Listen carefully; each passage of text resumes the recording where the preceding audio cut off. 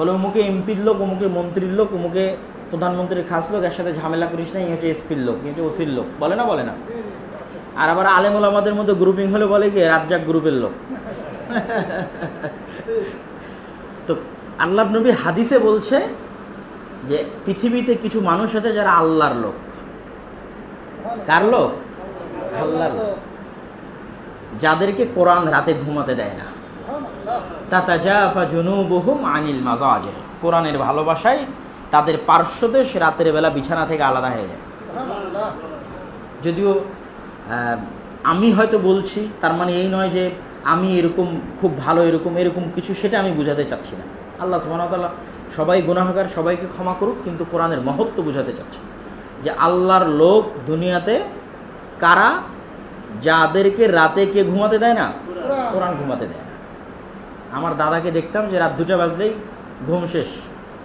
কোনো দিন এরকম পাইনি যে কোনো রাতে তিনি রাত জেগে কোরআন তেলাওয়াত করেননি, এবং খুব উঁচু আওয়াজে কোরআন তেলাওয়াত করতেন। আর একটা ফজিলত বলি কোরআনের, 2 নম্বর হচ্ছে কোরআনের পাঠক যদি জান্নাতে প্রবেশ করে, তাহলে আল্লাহ সুবহানাহু ওয়া তাআলার পক্ষ থেকে ফেরেশতারা কোরআনের পাঠককে জান্নাতে বলবে, ইকরা ওয়ারাত্তিল ওয়ারতাকি, হে কোরআনের পাঠক, আজ জান্নাতে তুমি কোরআন পড়ো আর জান্নাতের উপরের স্থানের দিকে উঠতে থাকো। ওইখানে গিয়ে তোমার জান্নাতের শেষ স্থান হবে তোমার সম্মানের, মর্যাদার, ফ্যাসিলিটি, সুযোগ সুবিধার, যেখানে গিয়ে তোমার কোরআন পড়া শেষ হবে। কোরআন এই হাদিসটা যদি আপনি বুঝতে চান, আপনাকে তার আগে আর একটা জিনিস বুঝতে হবে, ভূমিকা স্বরূপ। সেটা কি? সেটা যে জান্নাতে ফ্যাসিলিটির পার্থক্য আছে। রাজশাহীতে কোনো 5 স্টার হোটেল নাই, সবগুলো 3 স্টার। উত্তরবঙ্গে একটাই 5 স্টার হোটেল আছে, বগুড়াতে। তো 3 স্টার, 4 স্টার, 5 স্টার হোটেলের মধ্যে ফ্যাসিলিটির পার্থক্য আছে, সুযোগ সুবিধার পার্থক্য আছে। জান্নাতে যখন জান্নাতিরা যাবে তখন সুযোগ সুবিধার পার্থক্য থাকবে। আর এই সুযোগ সুবিধার পার্থক্যের জন্য জান্নাতিরা জান্নাতে যাওয়ার পরে জান্নাতিদের সবচেয়ে বড় আফসোস হবে, কেন দুনিয়াতে আরেকটু কোরআন পড়লাম না, কেন দুনিয়াতে আল্লাহর আরেকটু জিকির করলাম না, আজকে জান্নাতের এই সুবিধাগুলো আমি পাচ্ছি না। একদম আরেকটু খোলা করে উদাহরণ দিয়ে বলি, একদল মানুষ জান্নাতে যাবে, তাদের লেভেল হচ্ছে তারা জান্নাতিদের খাদেম। সেও জান্নাতি, কিন্তু সে জান্নাতিদের খাদেম। এটাও জান্নাতের একটা লেভেল, জান্নাতের একটা ফ্যাসিলিটির লেভেল। সেও জান্নাতি, জান্নাতিদের খাদেম। আবার আরও একজন জান্নাতি যে আল্লাহর প্রতিবেশী, আল্লাহর নবীর প্রতিবেশী। দুইজনের ফ্যাসিলিটি কখনোই সমান হবে না। তাহলে জান্নাতে গিয়ে যদি আপনি আপনার ফ্যাসিলিটির মান বাড়াতে চান, তাহলে দুনিয়াতে বেশি বেশি কোরআন পড়তে হবে, কোরআন তেলাওয়াত করতে হবে, কোরআন বুঝতে হবে, বোঝার চেষ্টা করতে হবে। এবার বলে, আমাদের এই দাওয়াতি সফরের মূল লক্ষ্য উদ্দেশ্য হচ্ছে, বাংলাদেশে যেহেতু সরকারিভাবে স্কুল কলেজে কোরআন শেখানোর কোনো ব্যবস্থা নেই, সেই জায়গায় যদি মসজিদ কোরআন শিক্ষার জিম্মেদারি না নেয়, দায়িত্ব না নেয়, তাহলে মুসলমানের সন্তানের কোরআন শিক্ষার কোনো রাস্তা অন্তত বাংলাদেশে জানা নাই আমার। কেননা সবার সন্তান মাদ্রাসায় পড়বে না, আর এটা ইসলামও বলে না যে সবার ছেলে মেয়েকে মাদ্রাসায় পড়তে হবে। 2% 100 জনের মধ্যে 2 জন হয়তো মাদ্রাসায় পড়ে, তাহলে 16 কোটির মধ্যে 2 কোটি হয়তো মাদ্রাসায় পড়ে। তাহলে বাকি 14 কোটি কোথায় কোরআন শিখবে? স্কুল কলেজে তাদের কোরআন শিক্ষার ব্যবস্থা নেই।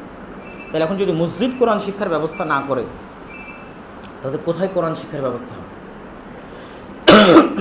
আর আল্লাহর নবীর যুগে মসজিদ শুধু 5 ওয়াক্ত সালাতের জন্য প্রতিষ্ঠা করা হয়নি, বরং মসজিদকে মারকাজুল ইলম, আল্লাহর নবী কোরআন মসজিদে শেখাতেন, হাদিস মসজিদে শেখাতেন। এবং সেই ধারাবাহিকতা বজায় রাখতে গিয়ে আজও মক্কার মসজিদে আর মদিনার মসজিদে খালি সালাত নয়, বরং সালাতের পরে মসজিদে নববী আর মক্কার মসজিদের দ্বিতীয় বড় কাজ হচ্ছে শিক্ষা। দেখবেন প্রতি পিলারে পিলারে টিচার বসে আছে, কোরআন শেখাচ্ছে, দার্স চলতেছে। কেন? ওটা ওই যুগ থেকে, আল্লাহর নবীর যুগ থেকে। তথা মসজিদের দ্বিতীয় বড় জিম্মেদারি কি? শিক্ষা। তাহলে মসজিদ শুধু 5 ওয়াক্ত সালাতের পর যদি বন্ধ হয়ে যায়, তাহলে এটা জীবিত বা অ্যাক্টিভ মসজিদ নয়। সে তার আর একটা বড় জিম্মেদারি, কোরআন শিক্ষার দায়িত্ব পালন করেনি। এই জন্য মসজিদে কোরআন শিক্ষার ব্যবস্থা থাকা জরুরি, খুবই প্রয়োজন। এবং ইসলাম ধর্মটা শিক্ষা কেন্দ্রিক, যত জ্ঞান ছড়াবেন তত ইসলাম টিকে থাকবে। কিন্তু আমাদের দুঃখজনক হলেও কি সত্যি জানেন, যেমন গতকাল বাগমারা উপজেলায় 8টা মসজিদে আমি সারাদিনে গেছি, 8টা মসজিদের আল্লাহর হস্তে কোনো মসজিদে মক্তব নেই। কিন্তু এরকম 3-4টা মসজিদ, অন্তত 3টা মসজিদ এরকম পাইছি যেখানে এসিও আছে, টাইলসও আছে। তার মানে তাদের টাকা নেই, এই কথা ভুল। যদি এসি টাইলস লাগানোর টাকা থাকে তাহলে মক্তব চালানোর টাকা থাকবে না? থাকবে। কিন্তু এই জিনিসটা তাদের মাথায় নাই যে কোরআন শিখতে হবে বা শেখাতে হবে, এই দায়িত্ববোধটা তাদের মধ্যে নেই।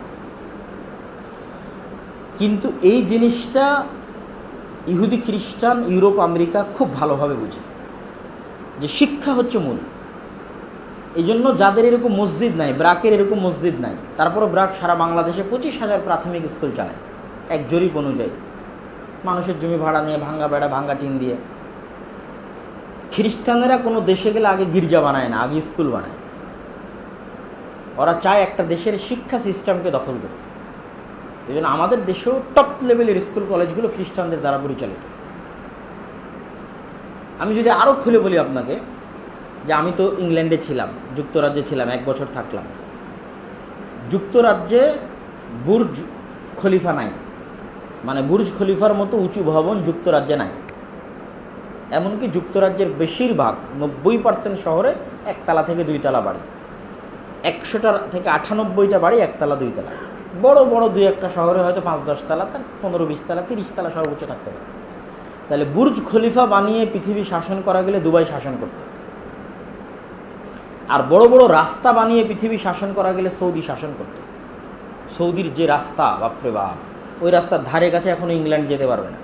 ইংল্যান্ডের রাস্তা আপনাদের বাংলাদেশেরও অনেক রাস্তার চাই চিকন, ঢাকার জ্যামের মতোই লন্ডনে জ্যাম হয় 19-20। তাহলে ইংল্যান্ড আর ইউরোপ আর আমেরিকা তারা পৃথিবী শাসন করতেছে বুর্জ খলিফা বানিয়েও নয়, দুবাই বিমানবন্দর বানিয়েও নয়, আর বড় বড় রাস্তা বানিয়েও নয়। তাহলে তাদের কাছে আছে কি? তাদের কাছে আছে অক্সফোর্ড, ক্যামব্রিজ, হার্ভার্ড এর মতো নামি দামি শিক্ষা প্রতিষ্ঠান। শিক্ষার লেভেলে আপনি তাদের কাছে পৌঁছতে পারবেন না। যদি বুর্জ খলিফার মতো বিশাল বিল্ডিং আর সৌদির মতো বিশাল রাস্তা বানিয়ে পৃথিবী শাসন করা যেত, দুবাই আর সৌদি শাসন করত। কিন্তু পৃথিবী শাসন করা যায় অক্সফোর্ডের মতো শিক্ষা প্রতিষ্ঠান দিয়েই। ওই শিক্ষা প্রতিষ্ঠান যেই দিন মুসলমানদের যতদিন না হবে ততদিন তারা পারবে না। আজকে আমাদের এই বাংলাদেশকে নিয়ে যদি ইউরোপে বসিয়ে দেন আর এই মসজিদগুলো যদি ইউরোপের হাতে দিয়ে দেন, তাহলে আগে মসজিদের শিক্ষা লেভেল হবে সর্বোচ্চ। মসজিদে এসি লাগানোর আগে, টাইলস লাগানোর আগে শিক্ষার মান থাকবে হাই লেভেলে।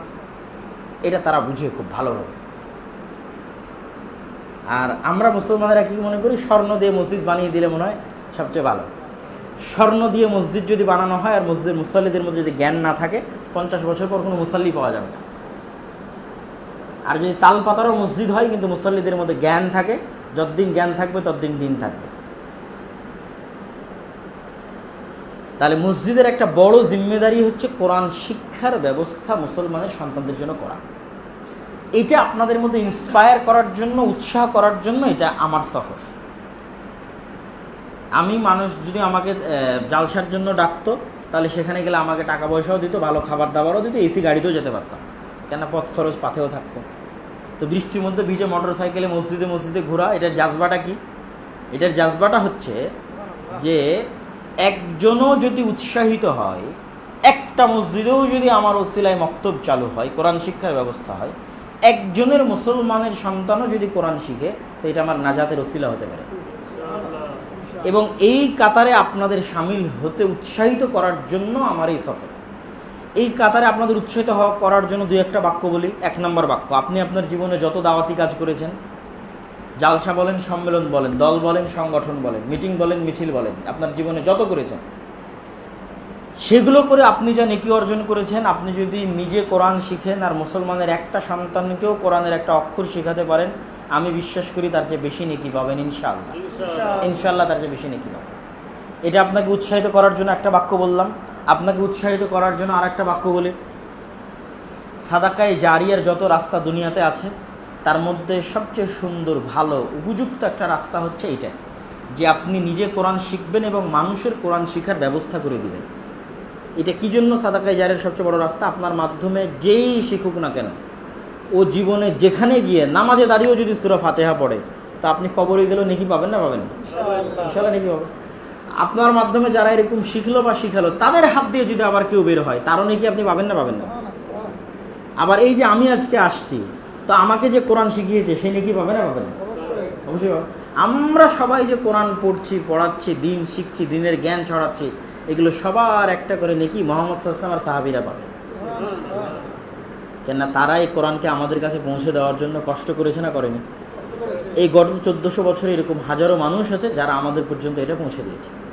আপনারও উচিত ওই কাতারে সামিল হওয়া, মানে সাহাবিদের ওই সাদাকায়ে জারিয়ার কাতারে সামিল হওয়া, যে আপনিও আর 10টা মানুষের কাছে দ্বীনের জ্ঞান পৌঁছান, আপনিও আর 10টা মানুষের কোরআন শিক্ষার ব্যবস্থা করে দেন, আপনি নিজেও কোরআন শিখেন। তাহলে আপনিও যতদিন পৃথিবী থাকবে আপনার ওসিলায় যদি কোনো কাজ চলতে থাকে, তাহলে আপনিও আপনার কবরে গিয়ে ওই সাহাবীদের মতো আল্লাহর নবীর মতো এই সাদাকায়ে জারিয়ার কাতারে সামিল হয়ে গেলেন, আপনার কবরেও নাকি যেতে থাকবে। তো এটাই আমাদের দাওয়াত, এটাই আমাদের আহ্বান। আমার জানি না যে এই মসজিদে মক্তব চালু আছে কিনা, কেন আমার জিজ্ঞেস করা হয়নি, বা এই মসজিদে প্রয়োজন আছে কিনা। আছে, মাশাআল্লাহ, বারাকাল্লাহ।